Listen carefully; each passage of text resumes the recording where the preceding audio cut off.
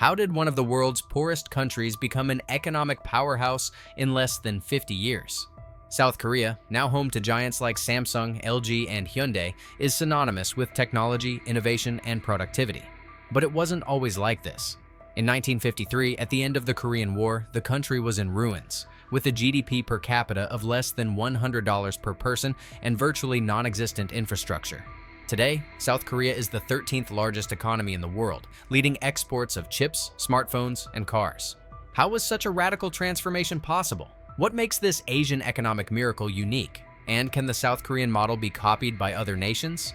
Stick with us until the end to uncover all the secrets of South Korea's economy. And, of course, if you're into global economy content, subscribe to the channel and turn on notifications. In 1953, at the end of the Korean War, the country was in ruins. More than just a scene of destruction, South Korea was a nation without infrastructure, without natural resources, and with a traumatized population, largely impoverished. The situation was so critical that the country occupied a devastating position in terms of economic development, nearly on the same level as war-torn countries like Afghanistan. However, reconstruction began with a bold dream to transform this devastated land into a global powerhouse. The starting point of this Asian economic miracle was not accidental. South Korea, in its rebirth, received strategic help from the United States, who saw strengthening the country as a way to contain the expansion of communism in the region. But beyond foreign assistance, the success was due to a series of bold internal decisions that intertwined with the growing pursuit of innovation, education, and hard work. Industry was boosted by aggressive industrial policies, and education became a fundamental pillar of development. In the following years, the country implemented a development model based on what became known as the Asian Tigers. In addition to building solid infrastructure, there was an emphasis on exports as a growth engine, especially in the technology sector. In just over 3 decades, South Korea not only rebuilt itself, but jumped from a GDP of $1.7 billion in 1960 to over $2 trillion in 2020, becoming one of the most dynamic and advanced economies on the planet. The secret to this growth was a combination of strategy, discipline, and forward-thinking vision. The country built its economic base around the chaebols, large family-owned conglomerates like Samsung, LG, and Hyundai, which came to dominate key sectors of industry, technology, and exports. At the same time, the discipline of work and meritocracy in education fueled a virtuous cycle of innovation and productivity. In the end, what started as an almost impossible challenge became one of the greatest economic successes in contemporary history. Now, if you think of the streets of Seoul, South Korea's capital, the contrast with the past feels like a science fiction story. Where there were once only ruins, today there are futuristic skyscrapers and state-of-the-art factories. How did the country go from such a vulnerable position to become what it is today? If South Korea's history is marked by overcoming adversity, the chaebols are the main symbol of that success. But what exactly are these conglomerates, and how did they become the pillars of the South Korean economy? To understand this, we need to go back to the 1960s, when the government of Park Chung-hee adopted a bold strategy: strengthen large family-owned conglomerates as a way to drive industrialization and exports. The chaebols, like Samsung, LG, Hyundai, and SK, emerged from economic policies that combined state and private capital in a coordinated growth model. The state not only encouraged the creation of these groups, but also helped them expand through generous loans and subsidies. This partnership between the government and the conglomerates laid a solid foundation for what would become the South Korean economic miracle, and the success of this strategy was reflected in the sharp rise of production and exports. Today, these conglomerates are massive. Samsung, for instance, is not only the world's largest smartphone manufacturer, it also dominates sectors like electronics, petrochemicals, and even shipbuilding. Hyundai, in turn, is not only a leader in the automotive industry, but also has a strong presence in engineering and construction. This control over multiple sectors gives the chaebols an almost unquestionable position of power within South Korea's economy, with enormous influence over government policies and business decisions. But how have these conglomerates remained so powerful for so many decades? Part of the answer lies in their constant reinvestment strategy. Instead of distributing large amounts to shareholders, the chaebols prefer to reinvest profits into innovation and expansion. This allowed companies like Samsung to stay at the forefront of technology, developing cutting-edge products that dominate the global market. Their ability to quickly adapt to new market demands, combined with a family-run management model, keeps the chaebols at the top. However, this concentration of power has also drawn criticism. Despite their contribution to economic growth and exports, many argue that the chaebols limit competition and exacerbate inequality in the country. The concentration of wealth and power in the hands of a few families raises questions about the sustainability of the model. Still, for now, these giants remain the driving force behind South Korea's growth and innovation. If you look at South Korea today, you'll certainly see a vibrant country, full of innovation and major industries. But few people know that behind this success lies a robust system of work and education that has become the backbone of the South Korean economy. The work culture, combined with an unmatched educational system, has been the invisible engine driving the country's growth. And it is key to understanding the true secret behind the so-called Asian economic miracle. Discipline and hard work are the cornerstones of this model. In South Korea, the belief that success comes from continuous effort and total dedication permeates all aspects of daily life. It's not uncommon for students with their overloaded schedules to devote long hours to studying, whether to gain admission into top universities or to secure a spot at major companies. This obsession with excellence starts early, with education treated as a national priority. And it's not just education that plays a crucial role. The South Korean work system is known for its intensity and the pressure to be productive. Long working hours, often considered excessive, reflect a culture that values loyalty to the company and personal sacrifice for the collective good.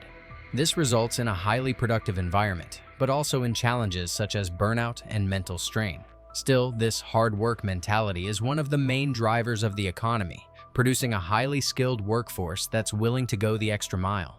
The educational system, in turn, is not solely based on exams and memorization. It fosters innovation and problem solving, preparing young people for an increasingly competitive and dynamic job market. South Korean universities such as Seoul National University are among the best in the world, and the country invests heavily in research and development. The combination of talent, effort, and an education focused on technology and innovation is what has turned South Korea into a development powerhouse. Meritocracy is also a core principle of South Korean culture. In a country where education is seen as the primary path to success, the system rewards those who dedicate themselves fully, regardless of their background. This creates a society with high social mobility, where individual effort is recognized and rewarded, further fueling the cycle of growth and economic development. However, this intense work culture also brings challenges. Stress, the pressure to succeed, and the constant pursuit of perfection have led to a rise in mental health issues, a reflection of the system's demands. Nevertheless, the country remains steadfast on its path of development, with a population that, despite the hardships, continues to believe that both collective and individual effort are the keys to prosperity. South Korea's transformation into a global economic powerhouse would not have been possible without its technological innovations and strong export base. Today, South Korea is internationally recognized for its leadership in technology, innovation, and productivity. Companies like Samsung, LG, and Hyundai are clear examples of how innovation was not only used to drive economic growth, but also to position South Korea at the forefront of the global economy. Once reliant on agriculture and basic industrial products, the South Korean economy has become a global reference in cutting-edge technology. Memory chips, smartphones, and televisions produced by South Korean giants dominate international markets, generating massive export revenues. In 2020, South Korea's exports totaled an impressive $512 billion, with technology accounting for the largest share.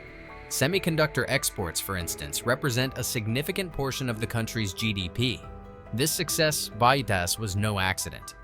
South Korea adopted a deliberate strategy of heavy investment in research and development, R&D, allocating a significant share of its GDP toward technological innovation.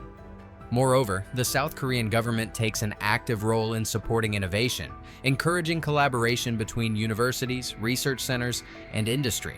As a result, South Korea ranks among the top economies globally in terms of technology investment and R&D, frequently appearing at the top of global innovation rankings.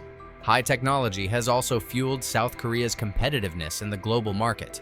By focusing on the production of high-quality, high-value-added goods, South Korean companies have managed to establish themselves as leaders across various sectors. Investments in advanced infrastructure, such as 5G and artificial intelligence, have also positioned the country at the forefront of the digital revolution, ready to seize future opportunities. But as always, this model of success comes with its challenges. South Korea's dependence on exports makes it vulnerable to global economic fluctuations and shifts in trade relations. The US-China trade war, for example, disrupted supply chains and placed pressure on major South Korean companies that are deeply integrated into the global economy. Still, the nation's adaptability and relentless pursuit of innovation ensure that South Korea remains a global leader. The combination of cutting-edge technology, robust exports, and future-oriented infrastructure has made South Korea a model to follow. But is this success sustainable in the long run? And what major innovations is the country preparing next to keep its momentum going?